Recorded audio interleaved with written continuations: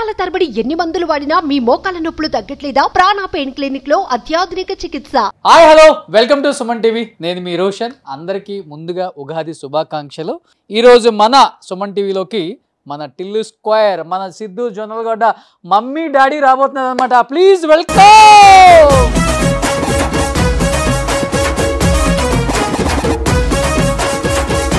ఏం డాడీ బిడ్డ తిన్నావా? తిన్నా. ఇప్పుడే పెట్టిన రోడ్లో పెద్ద బుద్ధ.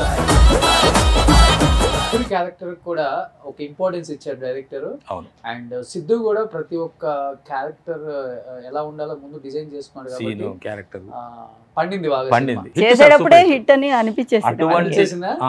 అంతా డామ్ షూర్ హిట్ అవ్వబట్టే కదా జూనియర్ ఎన్టీఆర్ గారు వచ్చారు. ఎలా అనిపించింది జూనియర్ ఎన్టీఆర్ గారిని ఒకసారిగా స్టేజ్ మీద సక్సెస్ మీట్ లో? సార్ వచ్చిన తర్వాత అసలు 15 minutes నాన్ స్టాప్ విజిల్స్. ఏంటో వాళ్ళ తాతగారిని చూసినట్లు అనిపించింది. సిద్ధు కూడా ప్రతి సక్సెస్ మీట్ లో కానీ లేకపోతే ప్రీ రిలీజ్ ఈవెంట్ కానీ సినిమాకి సంబంధించిన ఏ ప్రెస్ మీట్ జరిగినా కానీ మీ ఇద్దరి గురించి చాలా బాగా చెప్తున్నారు. ఎలా అనిపించింది మీకు? ఫస్ట్ గుర్తు పెట్టుకొని మమ్మల్ని అంత పెద్ద ఈవెంట్ లో మా గురించి చెప్పడం అనేది చాలా హ్యాపీగా. ఏదో డాడీ నేనేదో చేసుకుంటా తీ అని అంటున్నాడు ఆయన. మీరు అప్పుల్లో ఎలా ఉంటారో మీరు చెప్పిన తర్వాత నేనే షాక్ అయ్యాను. ఏం చేసేవాళ్ళు మీరు అసలుకి? మీ ఫ్యామిలీ బ్యాక్గ్రౌండ్ ఏంటి? ఫస్ట్ న్యూస్కి వచ్చా. ఇప్పుడు ఈ సినిమా హిట్ తర్వాత ఒక 10 సినిమాలు సైన్ చేశారా? బట్ తను కూడా డెడికేటెడ్ గా 3 years ఏ సినిమాలు చేయకుండా. డెడికేటెడ్ గా అనే కంటే కసిగా. నీ ముఖం మీద మచ్చలేంది, నువ్వేంది అసలు. బాగా ఇష్టమా సిద్ధుకి జూనియర్ ఎన్టీఆర్ అంటే? నిన్న ఒక మాట చెప్పారు సిద్ధు, అట్లుంటది మనతో. నేను ఆ డైలాగ్ కూడా ఈయన అంటారు కదా, అది చాలా అనిపించింది. అది పెద్ద బిగ్గెస్ట్ అప్లాజ్ అని అనుకుంటున్నాను అని సిద్ధు గారు చెప్పారు. కెమెరా ముందు ఎటువంటి హావభావాలని పలికించగలరు? మన ఇద్దరం ఒక యాడ్ చేసాం, గుర్తుంది నాకు. అలా ఈ సినిమాలో ఎక్కువ టేకులు తీసుకొని ఎక్కువ ఇబ్బంది పడి లేకపోతే ఎక్కువ ఎంజాయ్ చేసిన సీన్లు అవి ఇవి అంటే ఏమని చెప్తారు మీరు? మీకు సెకండ్ టేక్ అనేది ఎప్పుడు లేదు, ఎక్కడ లాస్ట్ అండ్ ఫైనల్ గా ఎంత సక్సెస్ ని తీసుకున్నారు టీం అందరూ కూడా? ఏం చెప్పాలనుకుంటున్నారు ఫ్యాన్స్ కి? అండ్ సిద్ధుకి ఏం చెప్పాలనుకుంటున్నారు? భగవంతుడు చల్లగా చూడాలి. మీ అభిమానం ప్రేమ ఎప్పుడు ఇలాగే ఉండాలని కోరుకుంటున్నాను. మీకు, మీ కుటుంబ సభ్యులకు thanks. Hi hello welcome to Suman TV. నేను మీ రోషన్. అందరికీ ముందుగా ఉగాది శుభాకాంక్షలు. ఈ ఉగాదికి ఇంట్లో హ్యాపీగా పండగ చేసుకొని అందరూ థియేటర్స్కి వెళ్తున్నారు. ఎందుకో తెలుసా? టిల్లు స్క్వేర్ నిజంగా సూపర్ డూపర్ హిట్ కొట్టిన సినిమా. ఆర్టిస్టులని ఎప్పుడు పిలవటం సుమన్ టీవీ ఆనవాయితీ కదా. ఈరోజు మన సుమన్ టీవీలోకి మన టిల్లు స్క్వేర్, మన సిద్ధు జొన్నలగడ్డ మమ్మీ డాడీ రాబోతున్నారు అనమాట. Please welcome.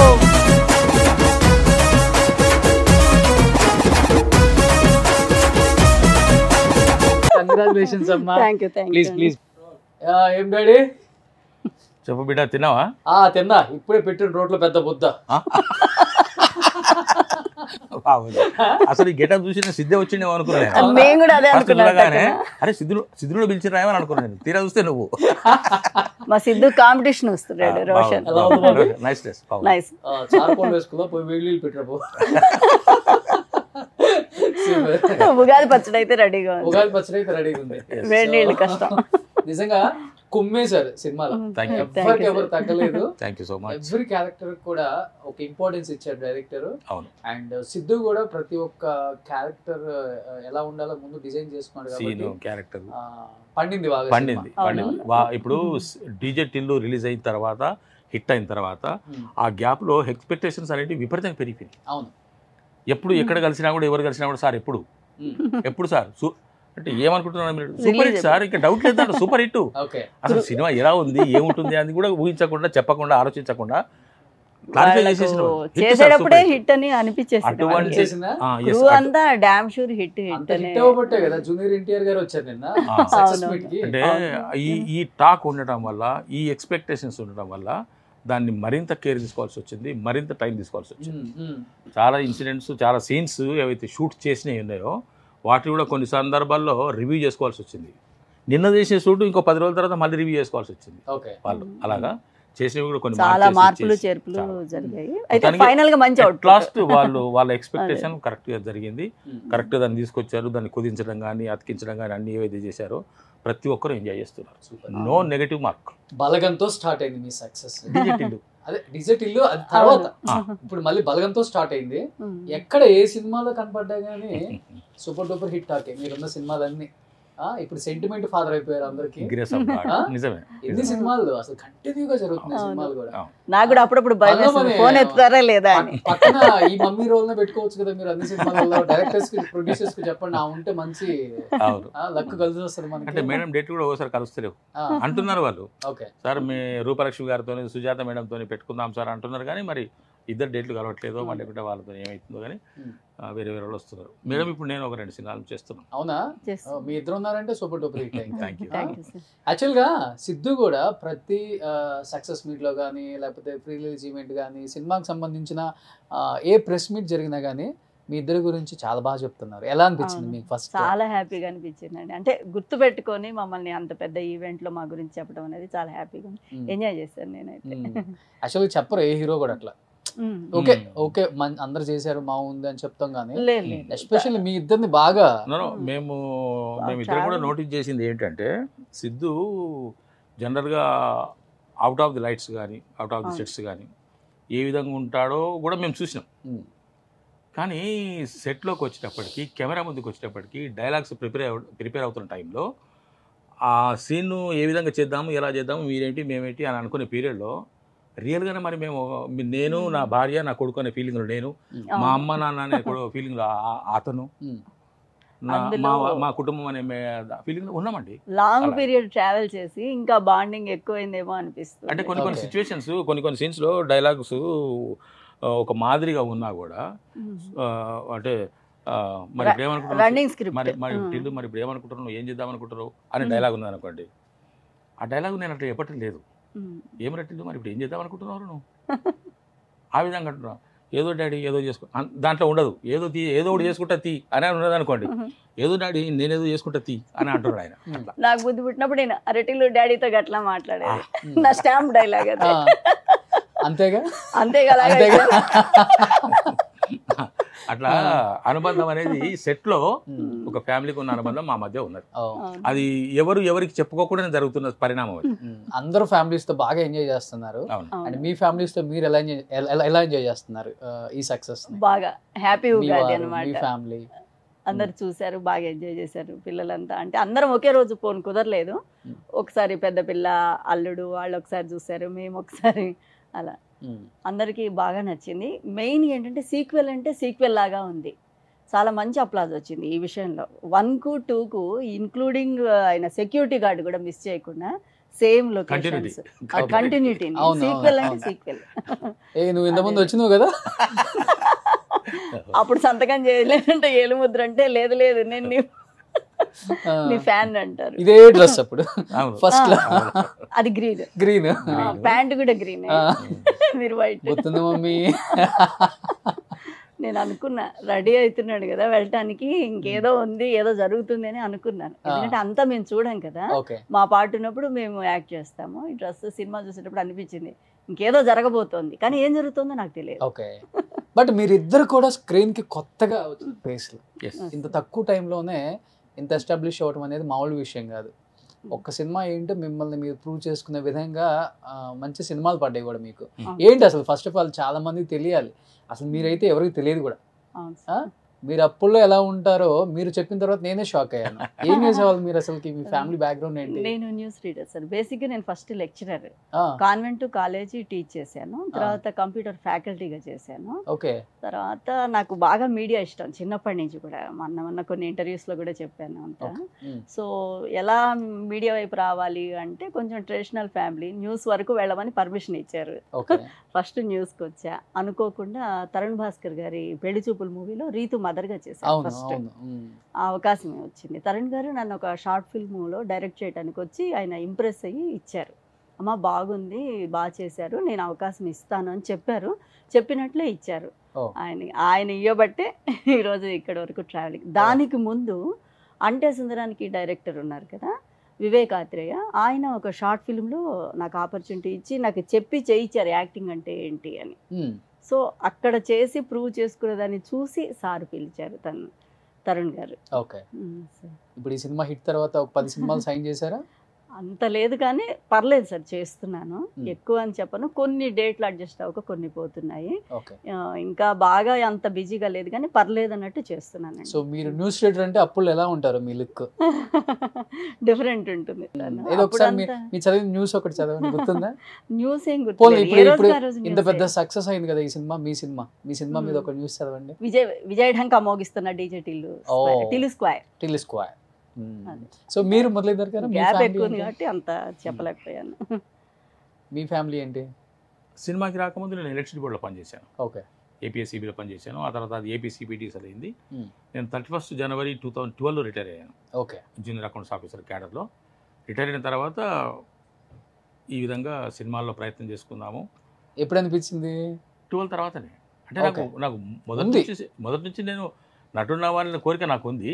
కాకపోతే చేయలేము, మనం అక్కడ దాకా వెళ్ళలేము. కొద్ది రోజులు మద్రాసు ఉన్నది ఇండస్ట్రీ, ఆ తర్వాత ఇక్కడికి వచ్చింది. మనకు తెలిసిన వాళ్ళు ఎవరు లేరు, మనం 2 పడవల మీద ప్రయాణం చేయడం కుదరదు.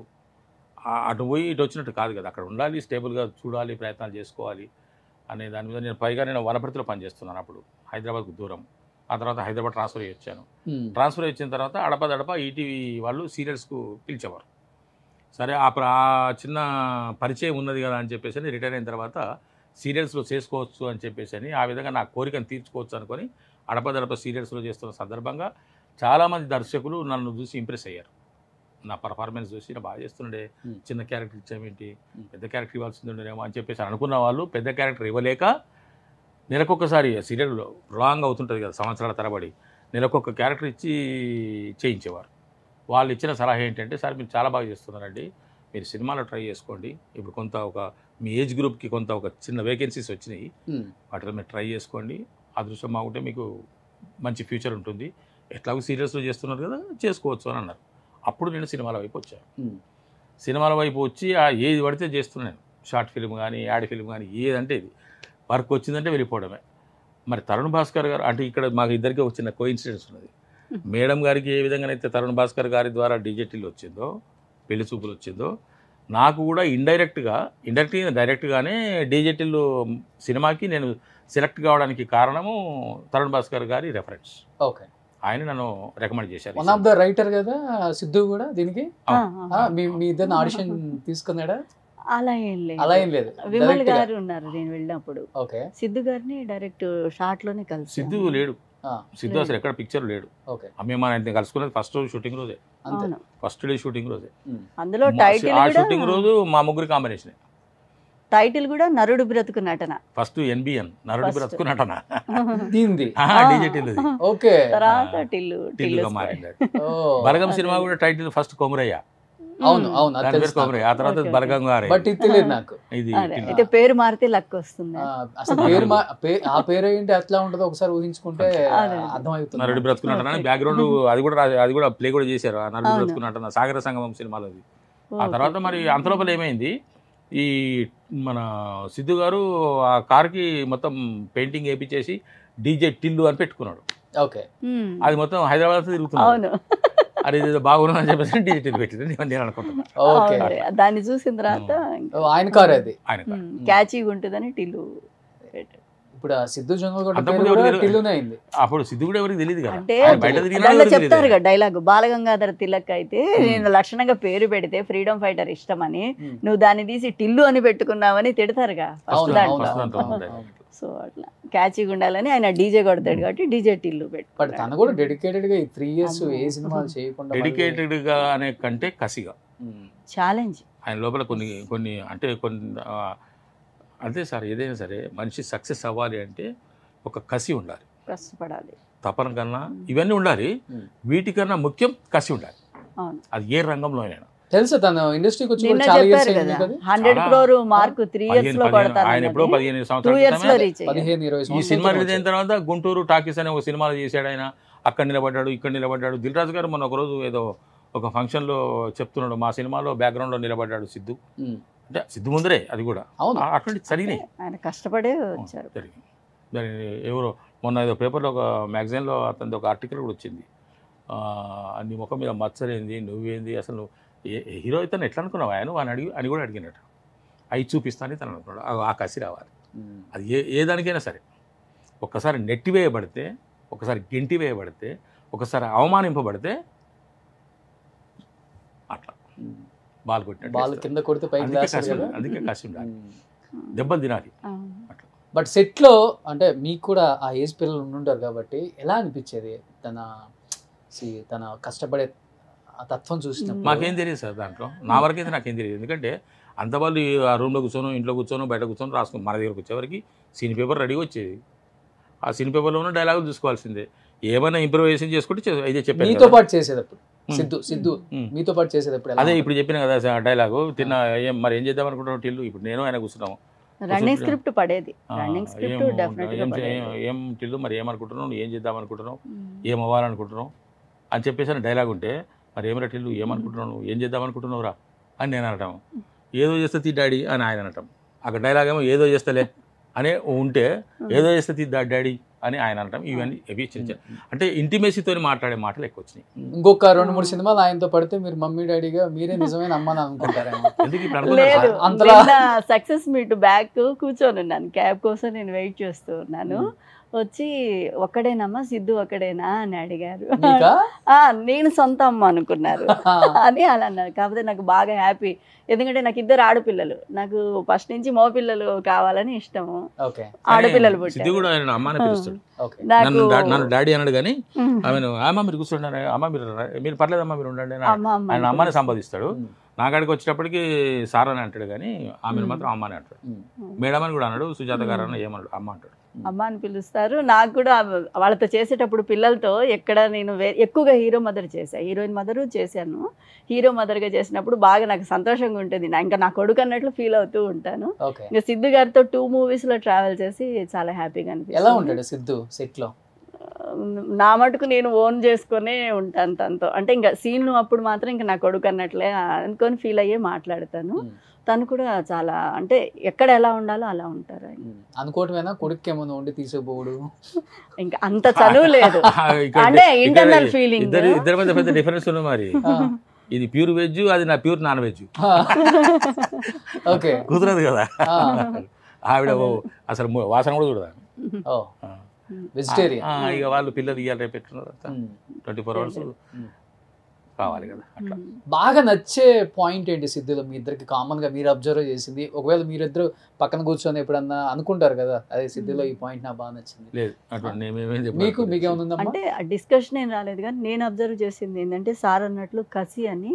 ఇంకా వాళ్ళు ఎప్పుడు ఆ సీను ఆ షార్ట్ ఆ డైలాగులు ఏం చేస్తే ఇంకా బెటర్ అవుట్పుట్ నేను చూసింది అంతే. ఎందుకంటే మేమంతా ఎవరి పాటి వాళ్ళు క్యారవాన్లో ఉంటాము. సీన్ దగ్గరకు వచ్చేసరికి వాళ్ళు చేసినా నచ్చకపోయినా మధ్యలో ఆపేసి మళ్ళీ ఇంప్రవైజేషన్ చేసుకోవటం, రన్నింగ్ స్క్రిప్ట్ యాడ్ చేయటము, ఎప్పుడు వర్క్ ఫోకస్ మాత్రం భయంకరమైన వర్క్ ఫోకస్ చూశాను నేను. బట్ థియేటర్లో కూర్చొని నవ్వుకోలేక సస్తున్నారు జనం, మీరు సెట్లో ఎలా ఆపుకోగలిగారా? నిజంగా మాకు నవ్వు రాలేదు మరి అప్పుడు. కొన్నిటికి పెన్సిల్ ఆడే పెరిగింది అన్నప్పుడు నాకు నవ్వు వచ్చింది యాక్చువల్గా. అది హాస్పిటల్లో లేకుంటే మేము నడుచుకుంటూ సీన్ ఉన్నప్పుడు నేను అవస్థ పడుతున్నట్టు నేను నడిస్తే వీళ్ళు నవ్వుకున్నారు. అంటే ఈయన అవస్థ పడుతున్నాడని నేనేదో ఫీల్ తీసుకొని అలా ఉన్నాను. పైపెచ్చి నాకు జ్వరం వచ్చింది ఆ రోజు. అది ఫీవర్ తో చేశాను ఆ సీన్. అసలు పెద్ద నేను నిన్నే వెళ్ళాను సినిమాకి. నిన్న వెళ్తే హాఫ్ ఆఫ్ ద థియేటర్ నవ్వులేని పడుతుంది నాకు.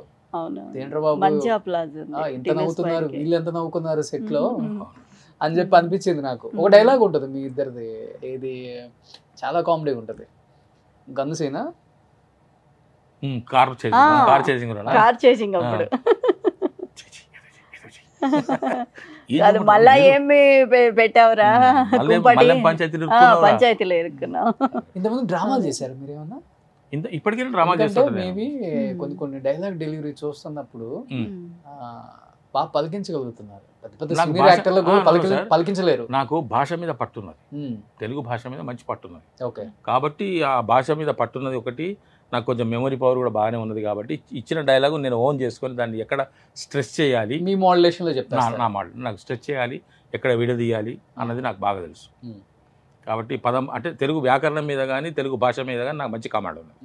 అది నాకు బాగా ప్లస్ అవుతున్నది. ఎందుకంటే సీరియస్ పలికించగలరు, కామెడీ చేయగలరు, అన్ని కామాలు ఫుల్ స్టాప్లు పాదులు ఇచ్చేవి ఏవైతే ఉంటాయో వాటిని నేను పక్కగా మెయింటైన్ చేస్తాను.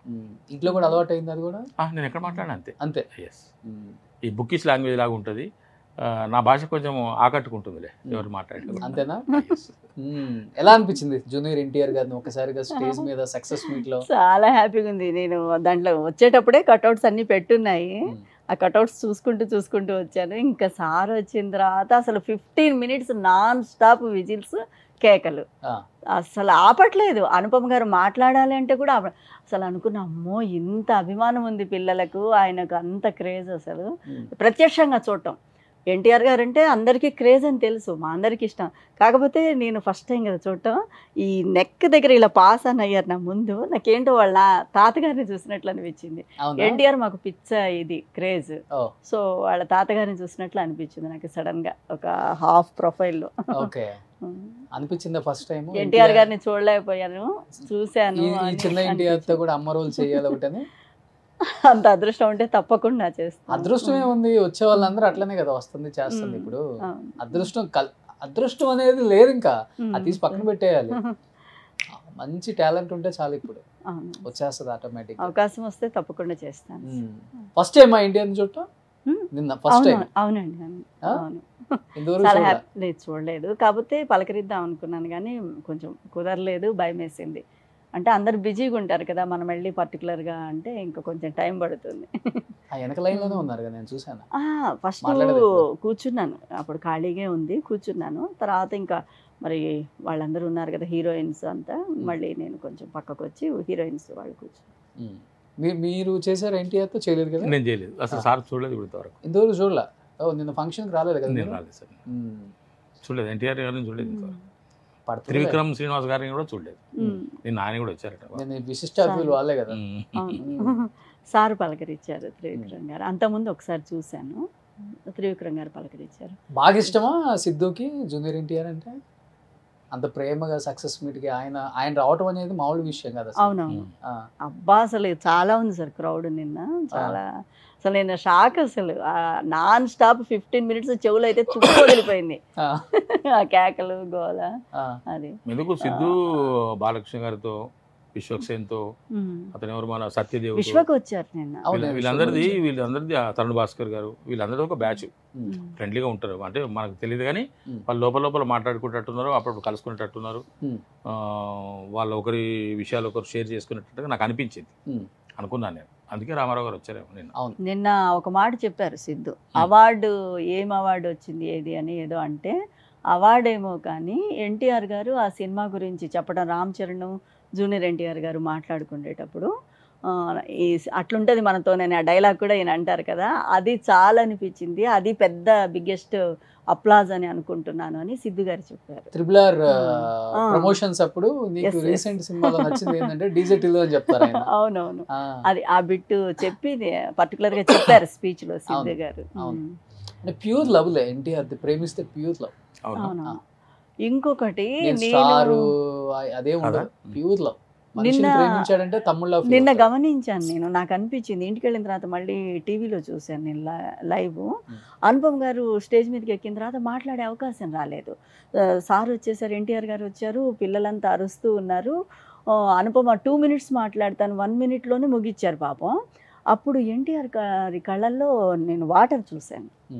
ఇది మీరు మళ్ళీ అబ్జర్వ్ చేయండి కావాలంటే. అంటే మీరు ప్యూర్ లవ్ అంటే ఆయన అంత సెన్సిటివ్ ఉంటారేమో, అబ్బా ఇంత సెన్సిటివ్ తను అని అనిపించింది నాకు.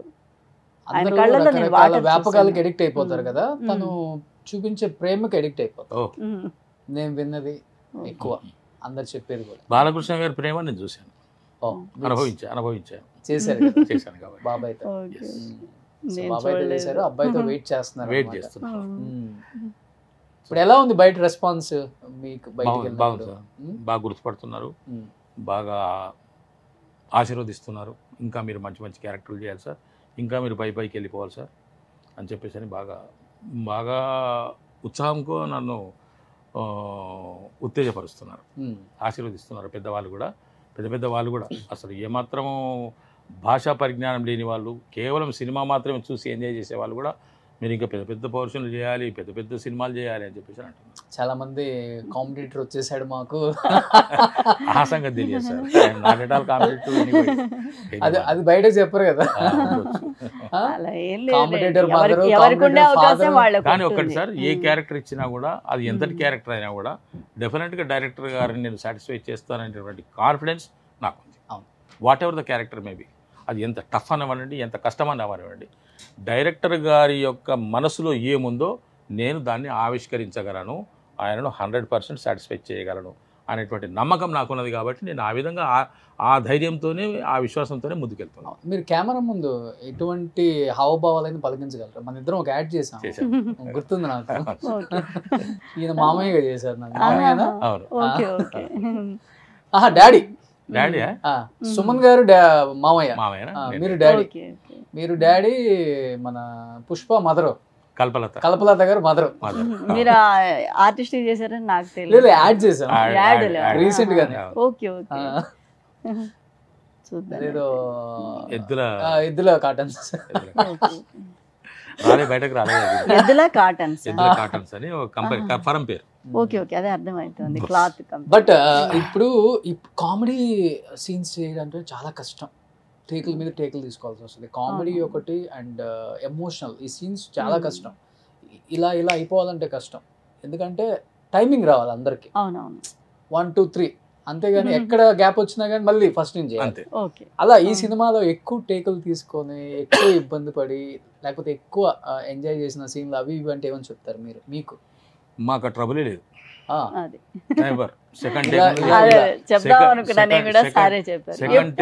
ఎప్పుడు లేదు, ఎక్కడ లేదు. అదేదైనా టెక్నికల్ ఇష్యూ ఉండాల్సింది తప్పితే లైట్ ఆగిపోయింది, ఫోకస్ పోయింది, ఈ యాంగిల్ కాక ఇంకో యాంగిల్ పెట్టుకుందామని వాళ్ళు అనుకుంటే తప్ప పర్ఫార్మెన్స్ లోపం అయితే ఎక్కడ ఎవరి దగ్గర లేదు.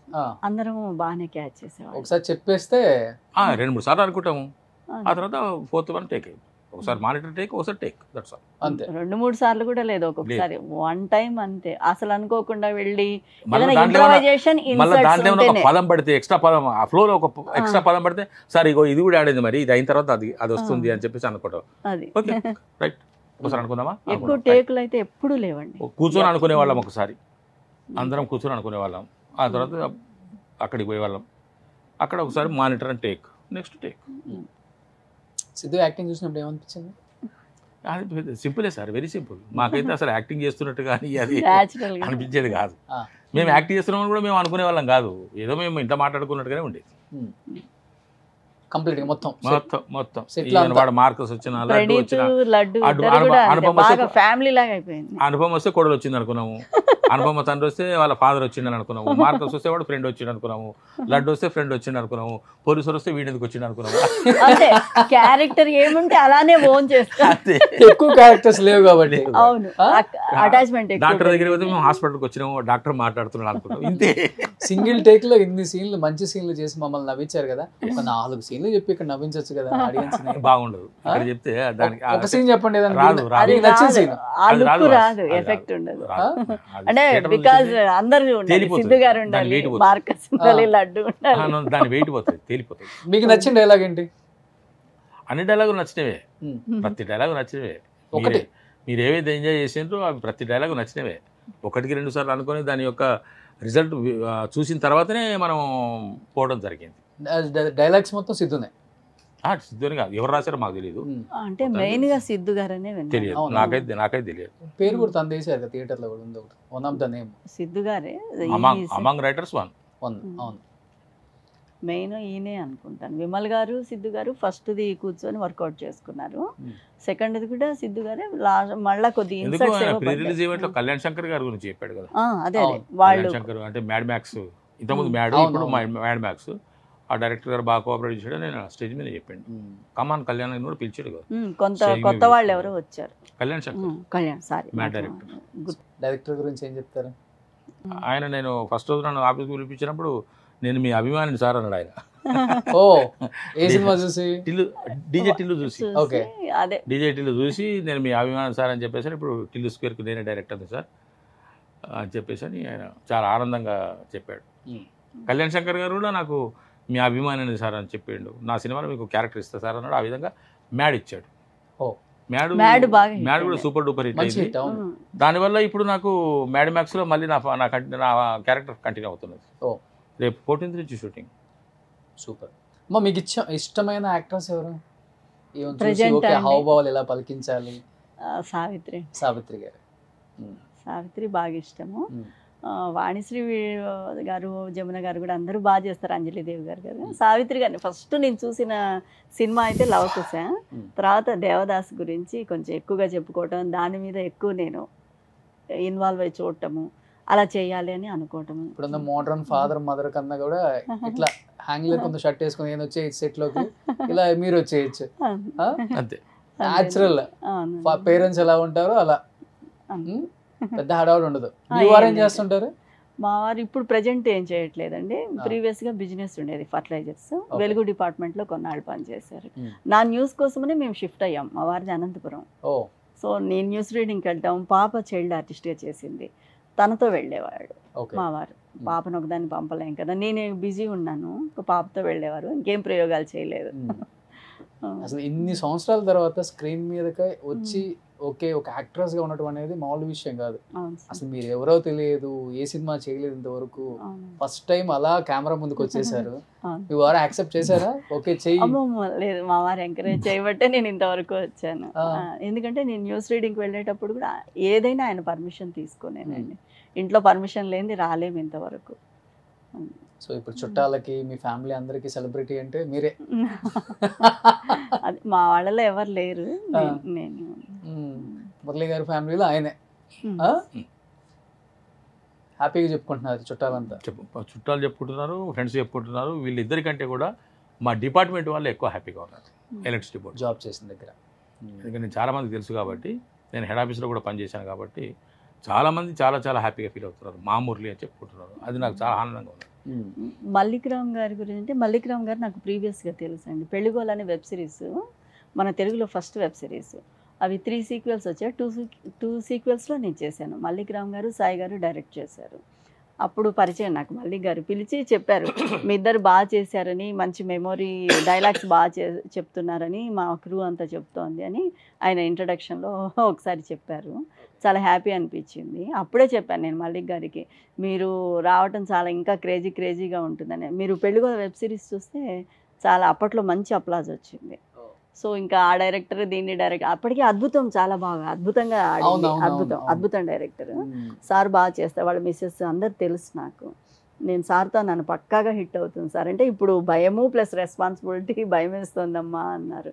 లేదు సార్ డ్యామ్ షూర్ హిట్ అవుతుంది అని అన్నాను. విమల్ గారితో కూడా మంచి బాండింగ్ ఉండింది. సార్ కూడా చాలా స్మూత్గా పలకరిస్తారు, నీట్గా ఎక్స్ప్లెయిన్ చేసేవాళ్ళు. ఇద్దరు డైరెక్టర్లతో హ్యాపీగా వర్క్ చేశాను. బట్ ఒక ఫ్యామిలీలో కలిసి ఉండి ఇంత బాగా పండించారు క్యారెక్టర్స్, అండ్ బాగా బాండింగ్ కూడా బాగా పెరిగి ఉంటుంది. షూట్ అయిపోయేలో కొంచెం బాగా ఫీల్ అవుతున్నారు. చివరి రోజుల్లో ఇంకా అయిపోతుందట మనకు సినిమా ఉండదు అన్నప్పుడు కొంచెం బాధ కలిగింది. అవును, ఒకసారి నేనన్నా ఇంక ఇదేనా లాస్ట్ అంటే, లేదులే మా ప్యాచ్ వర్క్ అట్లా ఏదైనా ఉండే అవకాశం ఉంటుందిలే, సక్సెస్ మీట్లో కలుస్తాము, ప్రీ రిలీజ్ ఈవెంట్లో కలుస్తాము అని చెప్పేవాళ్ళు. కొంచెం అట్లా అనిపించేది సెంటిమెంటల్గా. ఫీల్ అయింది బాగానే, కొడుకొని బాగా ఫిక్స్ మరి కానీ అయిపోయిందట కదా సార్, ఇక రేవాడ కదా సార్, సినిమా అయిపోతుందట సార్, మనకు నెక్స్ట్ ఇది లాస్ట్ డేనేమో సార్ అన్నది.